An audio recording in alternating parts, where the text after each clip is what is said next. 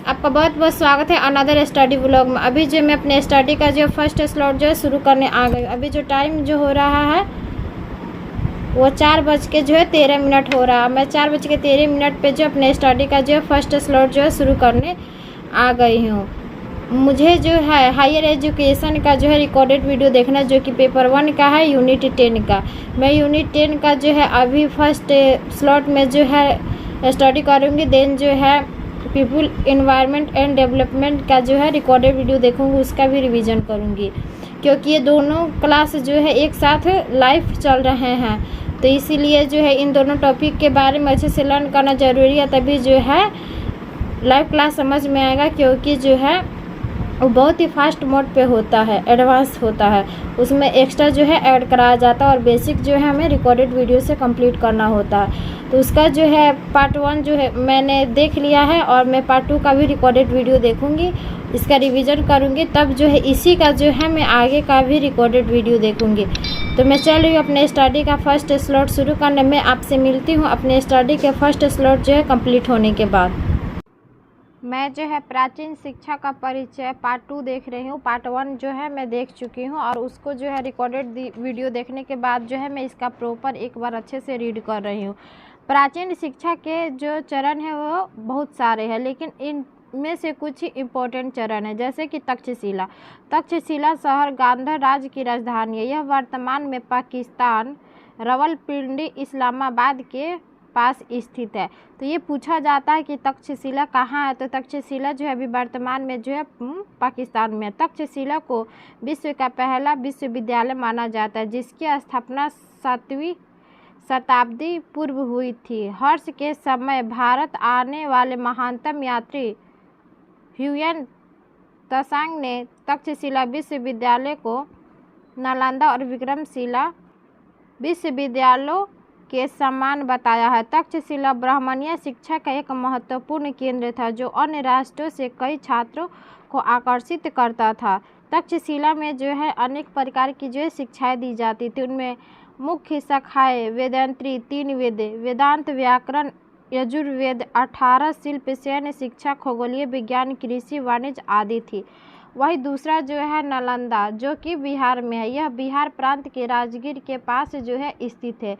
यह भगवान बुद्ध के प्रिय शिष्य शरीपुत्र का जन्म स्थान रहा है। इनका संबंध महायान शाखा से माना जाता है। तो ये पूछा जाता है कि महायान का संबंध किससे है, तो भगवान बुद्ध से है। और ये जो है नालंदा जो है बिहार में स्थित है। महायान बौद्ध को बौद्ध धर्म के इतिहास में एक प्रमुख आंदोलन के रूप में परिभाषित किया जा सकता है, जिसका उद्भव स्थल उत्तरी भारत में है। यह बौद्ध शिक्षा ही नहीं बल्कि बुनियादी मानवीय मान्यताओं, मूल्यों और आदर्शों की कई विचारधाराओं को पुनः व्याख्यानों से बना है। यह विश्व का पहला अंतर्राष्ट्रीय आवासीय विश्वविद्यालय था। तो विश्व का जो है इंटरनेशनल आवासीय जो था ये पहला है। यह 427 से 1197 ईस्वी तक बौद्ध शिक्षा का केंद्र रहा है। इसे इतिहास में प्रथम महान विश्वविद्यालय का दर्जा दिया गया है। यह 500 से 1200 ईस्वी तक शिक्षा का केंद्र रहा। इसके समुदाय में अंतर्राष्ट्रीय चरित्र के कारण इसकी तुलना आधुनिक समय में महानतम विश्वविद्यालय जैसे ऑक्सफोर्ड, कैम्ब्रिज, पेरिस और हार्वर्ड के समान हो सकती है। तो आप देख सकते हैं कि कितना इम्पोर्टेंट है नालंदा विश्वविद्यालय, जो कि बिहार में है।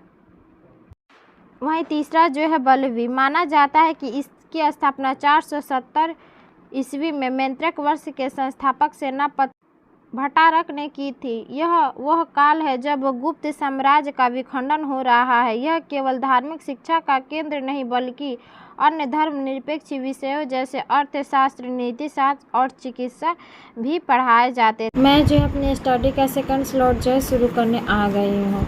मैं जो अभी तक है जो 2.5 घंटे का स्टडी की हूँ और आप देख सकते हैं कि 10:28 हो रहा है और मैं अपने स्टडी का सेकंड स्लॉट जो है 10:30 में जो है शुरू कर रही हूँ। मैं जो है अभी यूनिट 9 पेपर 1 का है, पीपल एनवायरनमेंट एंड डेवलपमेंट का जो है क्लास रिकॉर्डेड क्लास देखने जा रही हूँ। ये क्लास 3 का है, जिसमें मिट्टी प्रदूषण क्या है इसके कारक और इसको कैसे रोका जाता है, मैं यही सब जो है लर्न करूँगी। तो मैं आपसे मिलती हूँ अपने स्टडी के सेकंड स्लॉट कंप्लीट होने के बाद।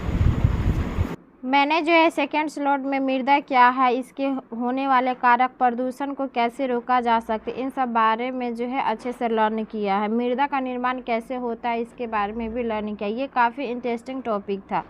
मृदा जो है भूपट्टी की सबसे ऊपरी परत को मृदा कहते हैं। मृदा चट्टानों के अवशेष और जैविक पदार्थों का मिश्रण होता है, जिसका निर्माण पृथ्वी की सतह पर विभिन्न गतिविधियों की प्रक्रिया के रूप में होता है। मृदा मिट्टी में रहने वाले जीवों के लिए अधिवास प्रदान करती है। मृदा स्वच्छ पानी के लिए सजीव निष्पादक फिल्टर का कार्य करते। मृदा से होकर गुजरने वाला जल इसके कणों से छनकर शुद्ध हो जाता है। तो आप जो प्यूरिफाई का जो यूज करते हैं वो ऐसे ही होते हैं, उसमें जो भी कीटाणु होते हैं वो छन जाते हैं और वो पानी जो होता है शुद्ध प्योर हो जाता है। मृदा निर्माण कैसे होता है। मृदा निर्माण को प्रभावित करने वाले कुछ महत्वपूर्ण कारक हैं। मृदा निर्माण दीर्घकाल में एक साथ कार्य करने वाले विभिन्न कारकों का परिणाम है। ये कारक है, इन कारकों में न्यूमेनिक से याद किया जा सकता है कि जो प्रमुख कारक है उच्च वाष्प रिलीफ, दूसरा है मूल सामग्री, तीसरा है जलवायु, चौथा है वनस्पति और अन्य जीव, पांचवा है समय। उच्च वाष्प का मतलब है कि किसी स्थान का उच्च वाष्प उस स्थान की स्थलाकृति, ऊंचाई और चट्टान की ढाल जिस पर मृदा निर्माण हो रहा है या का योग होता है। उच्च वाष्प इससे जुड़ी विभिन्न विशेषताओं जैसे वर्षा और तापमान को निर्धारित करते हैं, उसे जो है उच्च वाष्प कहा जाता है। मूल सामग्री का अर्थ है कि मृदा निर्माण प्रक्रिया में मूल सामग्री अथवा उसके अंदर की चट्टान सबसे महत्वपूर्ण भूमिका निभाती है। मृदा में कई गुण होते हैं जैसे खनिज संगठन, रंग, उसके कण का आकार और रासायनिक तत्व आदि। उदाहरण के लिए काली मिट्टी का काला रंग लावा के कारण होता है, इससे इस मिट्टी का निर्माण होता है। तीसरा जो था जलवायु, इसका अर्थ यह है कि मृदा के निर्माण में जलवायु का अधिक गहरा संबंध है, विशेषकर वैश्विक स्तर पर। सूर्य से प्राप्त होने वाली ऊर्जा अथवा ऊष्मा और वर्षा के रूप में प्राप्त होने वाला जल मूल पदार्थों की भौतिक और रासायनिक अभिक्रियाओं को प्रभावित करते हैं। वही चौथा वनस्पति और अन्य जीव। बायोटा मृदा में ह्यूमस की कमी निर्धारित करता है, जो अप्रत्यक्ष रूप से मृदा के कणों का आकार, मृदा का मिश्रण, वायवीय विशेषता को निर्धारित करता है। मृदा के अंदर दबी वनस्पति की मृदा की उपजाऊता को निर्धारित करता है। उदाहरण के लिए फलीदार पौधे जैसे सेब, मटर और मूंगफली में नाइट्रोजन स्थिरीकरण जीवाणु होते हैं।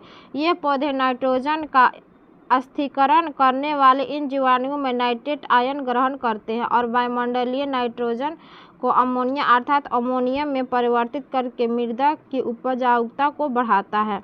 वहीं पांचवा है समय। मृदा निर्माण एक दिन की प्रक्रिया नहीं बल्कि इसमें कई साल लगते हैं। युवा मृदा में अपने मूल पदार्थों की कुछ विशेषताएं होती है, लेकिन मृदा की आयु बढ़ाने के साथ साथ उनमें जैविक पदार्थों के मिलने, मृदा में नमी के संपर्क में आने और अन्य पर्यावरणीय कारकों से मृदा की विशेषता में बदलाव आ सकता है। तो आप देख सकते हैं कि मैं यही सब जो है लर्न की हूँ। आज सिर्फ मैं जो है पेपर 1 का ही स्टडी की हूँ, क्योंकि जो मैं पेपर 2 का जो स्टडी कर चुकी थी, इसीलिए सोची हूँ कि आज मैं पेपर 1 का करूँ, क्योंकि तबीयत ख़राब होने की वजह से जो है मैं जो है काफ़ी पीछे हो गई हूँ। मेरा जो काफ़ी जो है नुकसान हुआ है, काफ़ी क्लास जो छूटा है और मुझे सबको जो है कवर करना है, तो मैं वही सब जो है कवर करने का कोशिश कर रही हूँ। इधर रक्षाबंधन की वजह से जो है उतना लाइव क्लास नहीं है, क्योंकि उसमें भी छुट्टी है, तो ये मेरे लिए अच्छा है कि मैं कवर कर लूँगी। तो आप देख सकते हैं कि मैं अभी जो है रियल टाइम सर्च कर रही हूँ, ताकि मैं बता सकूँ मैं कब पर, तो नेट नहीं काम कर रहा है। तो मैं जो है अभी यहीं पे जो अपने स्टडी को स्टॉप कर दूँगी, क्योंकि मुझे नींद लग रहा है। आपको देख के भी लग रहा होगा कि मुझे बहुत थकान जैसा लग रहा है। मैं अब सोने जा रही हूँ और मैं आपसे मिलूँगी अब स्टडी के नेक्स्ट स्लॉट में। मैं अपने स्टडी पे जो है अब ज़्यादा फोकस करना चाहती हूँ, क्योंकि मुझे अब रियलाइज़ हो रहा है कि प्रॉपर रिवीजन ना करवा पाने की वजह से जो है काफ़ी सिलेबस जो है छूट रहा है और जो है 90 डेज़ ही रह गए हैं एग्ज़ाम में। हम पूरा दिन नहीं जोड़ सकते, मेरा मानना है कि सितंबर, अक्टूबर, नवंबर ये 3 मंथ जो है वही हमारे स्टडी के लिए है, क्योंकि 1-2 दिन आगे पीछे तबीयत ख़राब होने की वजह से जो हम स्टडी नहीं कर पाएंगे। तो आप देख सकते हैं कि मैं 11:17 तक स्टडी की हूँ। अब यहाँ पे जो अपने स्टडी को स्टॉप करूँगी और मिलती हूँ मैं आपसे अनदर स्टडी स्लॉट में। मैं जो है अपने स्टडी का एक नया रूटीन सेट करने वाली हूँ, तो मैं जल्दी आपसे शेयर करूँगी अपने स्टडी का नेक्स्ट स्लॉट। Bye bye.